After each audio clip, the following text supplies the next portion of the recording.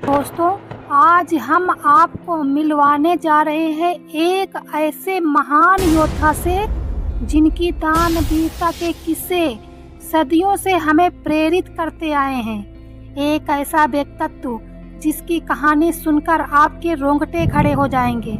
वो योद्धा जिनके दान की कहानियाँ सिर्फ महाभारत के पन्नों तक सीमित नहीं रहीं, बल्कि हर युग में मिसाल बन गई।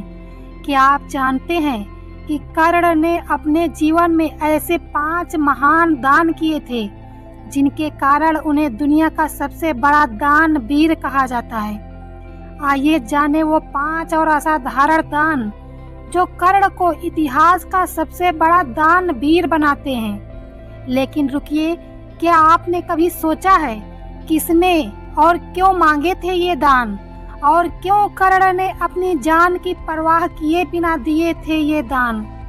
आपको ये जानकर बहुत ही हैरानी होगी कि ये दान सिर्फ दान नहीं थे, बल्कि उनके जीवन के सबसे कठिन फैसलों में से एक थे।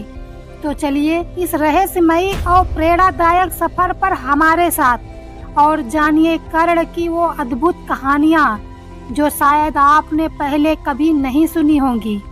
वीडियो को अंत तक देखें, क्योंकि आखिरी दान की कहानी आपको अंदर तक झकझोर कर रख देगी। लेकिन रुकिए, कहानी शुरू करने से पहले अगर आपको हमारे चैनल की ये कोशिश पसंद आ रही है और आप भी ऐसे ही प्रेरणादायक वीडियो देखना चाहते हैं, तो हमारे चैनल को सब्सक्राइब जरूर करें और वीडियो को लाइक करें। आपके लाइक और सब्सक्रिप्शन से हमें और भी बेहतर सामग्री लाने की प्रेरणा मिलती है। चलिए अब बिना देरी किए शुरू करते हैं कर्ण की पहली महान दान की कहानी। नंबर 1, कवच और कुंडल। भगवान कृष्ण यह भली भांति जानते थे कि जब तक कर्ण के पास उसका कवच और कुंडल है तब तक उसे कोई मार नहीं सकता। ऐसे में अर्जुन की सुरक्षा की कोई गारंटी नहीं। उधर देवराज इंद्र भी चिंतित थे, क्योंकि अर्जुन उनका पुत्र था। भगवान श्री कृष्ण और देवराज इंद्र दोनों जानते थे कि जब तक कर्ण के पास पैदाइशी कवच और कुंडल है वह युद्ध में अजेय रहेगा।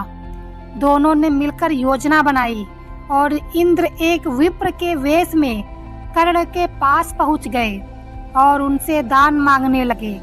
कर्ण ने कहा, मांगो, निसंकोच मांगो। विप्र बने इंद्र ने कहा, नहीं, पहले आपको वचन देना होगा कि मैं जो मांगूंगा आप वो दे देंगे। कर्ण ने तैस में आकर जल हाथ में लेकर कहा, हम प्रण करते हैं कि आप जो मांगोगे हम तुरंत उसी को दे देंगे। तब इंद्र ने कहा, राजन, आपके शरीर के कवच और कुंडल हमें दान स्वरूप चाहिए। एक पल के लिए सन्नाटा छा गया। कर्ण ने इंद्र की आंखों में झांका और फिर दानवीर कर्ण ने बिना एक क्षण भी गंवाए अपने कवच और कुंडल अपने शरीर से खंजर की सहायता से अलग किए और विप्रवर को सौंप दिए। इंद्र ने तुरंत वहां से दौड़ लगा दी और दूर खड़े रथ पर सवार होकर भाग गए। लेकिन कुछ मील जाकर इंद्र का रथ नीचे उतरकर भूमि में धंस गया। तभी आकाशवाणी हुई, देवराज इंद्र, तुमने बड़ा पाप किया है। अपने पुत्र अर्जुन की जान बचाने के लिए तूने छल पूर्वक कर्ण की जान खतरे में डाल दी है। अब यह रथ यहीं धंसा रहेगा और तू भी यहीं धंस जाएगा। तब इंद्र ने कर्ण को कवच कुंडल के बदले अमोघ अस्त्र दिया था। अब कर्ण ने अगला दान दिया। कुंती को दान में दिया वचन। एक बार कुंती कर्ण के पास गई और उससे पांडवों की ओर से लड़ने का आग्रह करने लगी। कर्ण को मालूम था कि कुंती मेरी माँ है। कुंती के लाख समझाने पर भी कर्ण नहीं माने और कहा कि जिनके साथ मैंने अब तक का अपना सारा जीवन बिताया उसके साथ मैं विश्वासघात नहीं कर सकता। तब कुंती ने कहा कि क्या तुम अपने भाइयों को मारोगे? इस पर कर्ण ने बड़ी दुविधा की स्थिति में वचन दिया, हे माते, तुम जानती हो कि कर्ण के यहाँ याचक बनकर आया कोई भी खाली हाथ नहीं जाता। अतः मैं तुम्हें वचन देता हूँ कि अर्जुन को छोड़कर मैं अपने अन्य भाइयों पर शस्त्र नहीं उठाऊंगा। नंबर 3, भगवान श्री कृष्ण ने ली दान की परीक्षा। जब महाराज युधिष्ठिर इंद्रप्रस्थ पर राज करते थे तब वे काफी दान आदि दिया करते थे। पांडवों को इसका अभिमान होने लगा। भीम व अर्जुन ने श्री कृष्ण के समक्ष युधिष्ठिर की प्रशंसा शुरू की कि वे कितने बड़े दानी हैं, लेकिन श्री कृष्ण ने उन्हें बीच में ही टोक कर कहा, हमने कर्ण जैसा दानवीर कहीं नहीं देखा। पांडवों को यह बात पसंद नहीं आई। तब श्री कृष्ण ने कहा कि समय आने पर सिद्ध कर दूंगा।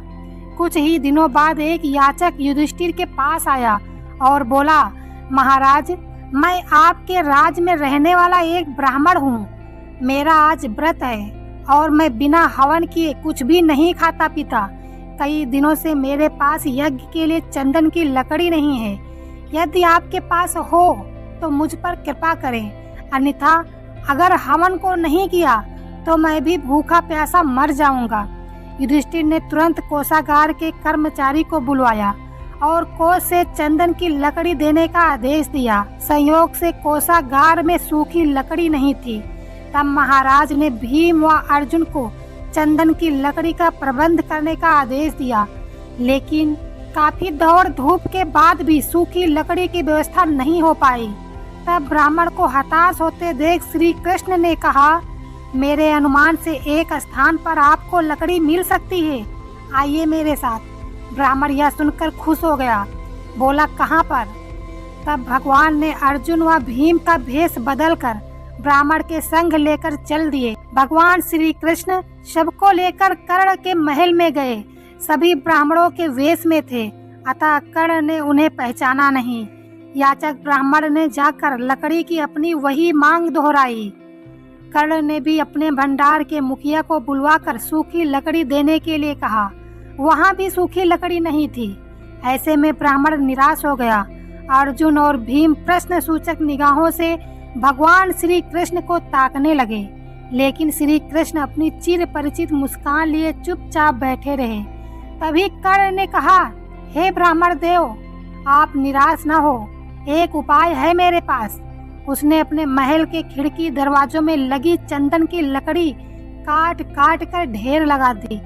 फिर ब्राह्मण से कहा, आपको जितनी लकड़ी चाहिए कृपया ले जाइए। कर्ण ने लकड़ी ब्राह्मण के घर पहुंचाने का प्रबंध भी कर दिया। ब्राह्मण कर्ण को आशीर्वाद देता हुआ लौट गया। पांडव व श्री कृष्ण भी लौट आए। वापस आकर भगवान ने कहा, साधारण अवस्था में दान देना कोई विशेषता नहीं है। असाधारण परिस्थिति में भी किसी के लिए अपने सर्वस्व को त्याग देने का नाम ही दान है। हे युधिष्ठिर, चंदन की लकड़ी के खिड़की दरवाजे तो आपके महल में भी थे। नंबर 4, यौवन दान दे दिया। एक बार कर्ण ने अपना यौवन ही दान दे दिया था। कथा अनुसार एक बार की बात है कि दुर्योधन के महल पर भगवान नारायण स्वयं ब्राह्मण के भेष में पधारे और दुर्योधन से भिक्षा मांगने लगे। दुर्योधन के द्वार पर आकर एक ब्राह्मण ने अलख जगाई, नारायण हरि भिक्षाम देहि। दुर्योधन ने स्वर्ण आदि देकर ब्राह्मण का सम्मान करना चाहा, तो ब्राह्मण ने कहा, राजन, मुझे यह सब नहीं चाहिए। दुर्योधन ने आश्चर्य से पूछा, तो फिर महाराज कैसे पधारे?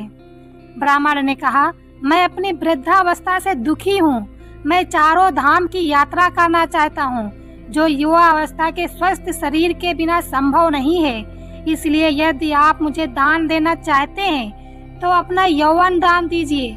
दुर्योधन बोला, भगवान, मेरे यौवन पर मेरी सह धर्मड़ी का अधिकार है, आज्ञा हो तो उनसे पूछाऊं। ब्राह्मण ने सिर हिला दिया। दुर्योधन अंदर गया और मुंह लटकाए लौट आया। ब्राह्मण ने दुर्योधन के उत्तर की प्रतीक्षा नहीं की। वह स्वतः समझ गए और वहां से चलते बने। उन्होंने सोचा अब महादानी कर्ण के पास चला जाए। कर्ण के द्वार पहुंचकर विप्र ने अलख जगाई, भिक्षाम देहि। कर्ण तुरंत राज द्वार पर उपस्थित हुआ। ब्राह्मण, मैं आपकी क्या सेवा कर सकता हूँ? ब्राह्मण ने दुर्योधन से जो निवेदन किया था वही कर्ण से भी कर दिया।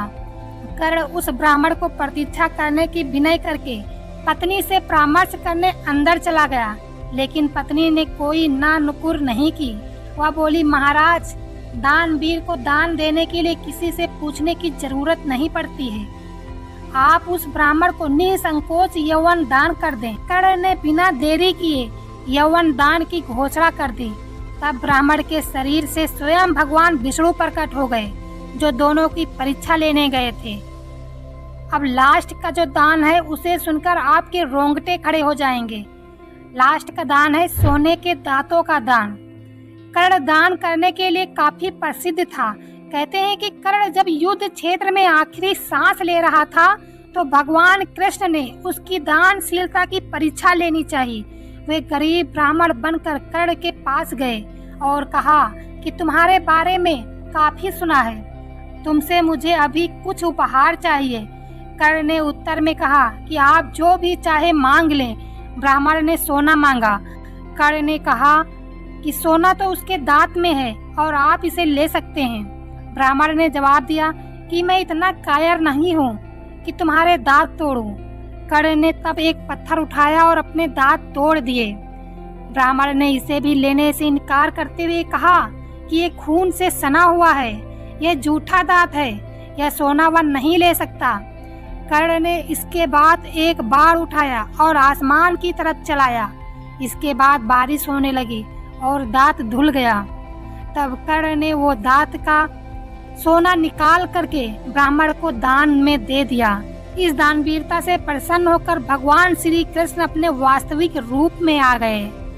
तो दोस्तों, ये थी कर्ण की वो 5 महान दान की कहानियाँ, जिन्होंने उन्हें दुनिया का सबसे बड़ा दानवीर बना दिया। कर्ण की ये कहानियाँ हमें सिखाती हैं कि सच्ची महानता केवल बाहुबल में नहीं बल्कि दिल की उदारता में होती है। उनकी निस्वार्थता और बलिदान की ये कहानियाँ हमेशा हमें प्रेरित करती रहेंगी। अगर आपको ये वीडियो पसंद आई हो और आपने कुछ नया सीखा हो तो हमारे चैनल को सब्सक्राइब करना ना भूलें और हम इसी तरह की और भी प्रेरणादायक कहानियाँ और ऐतिहासिक रहस्य आपके लिए लाते रहेंगे। वीडियो को लाइक करें, अपने दोस्तों और परिवार के साथ शेयर करें और हमें कमेंट्स में बताएं कि कर्ण की कौन सी कहानी ने आपको सबसे ज़्यादा प्रभावित किया। और हाँ, बेल आइकन को दबाना ना भूलें ताकि हमारी हर नई वीडियो का नोटिफिकेशन आप तक सबसे पहले पहुँचे। आपके साथियों के साथ मिलकर ही हम इस यात्रा को और भी रोचक और प्रेरणादायक बना सकते हैं। अगली बार फिर मिलेंगे एक नई कहानी और नई प्रेरणा के साथ। तब तक के लिए धन्यवाद। जय हिंद, जय भारत।